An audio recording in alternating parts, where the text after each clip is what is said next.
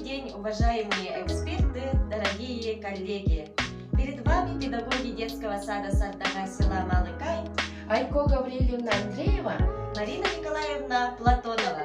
Разрешите представить вашему вниманию наш проект на тему «Мини-стадион Сайдыс».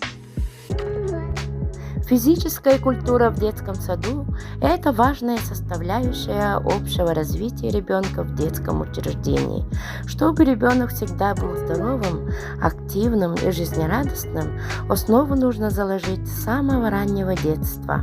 В настоящее время актуальной проблемой является здоровье детей. Мы, педагоги, разработали проект мини-стадиона, расположенный возле нашего второго корпуса площадью 150 квадратных метров, который направлен на оборудование мини-стадиона и организацию оздоровительно-физкультурной деятельности с детьми. Проблемой является для удовлетворения потребностей детей в движении необходимо создать мини-стадион для игры в баскетбол, футбол, метание мяча в цель, в национальные игры, а также оборудовать ее снарядами из экологически чистых природных материалов для лазания, подлезания, развития координации движений, дорожка для бега, ямы для прыжков в длину с разбега, гимнастическим бревном. Паспорт проекта. Вид проекта долгосрочный, практикоориентированный. Новизна проекта – взаимодействие всех участников образовательного процесса, внедрение инновационных технологий для организации физического развития детей. Цель – создание условий для воспитания мотивации к здоровому образу жизни посредством якутских национальных игр и развития двигательной активности дошкольников через организацию мини-стадиона. Предполагаемый результат. Созданы оптимальные условия для проведения спортивных занятий на свежем воздухе, спортивных соревнований, спортивных праздников.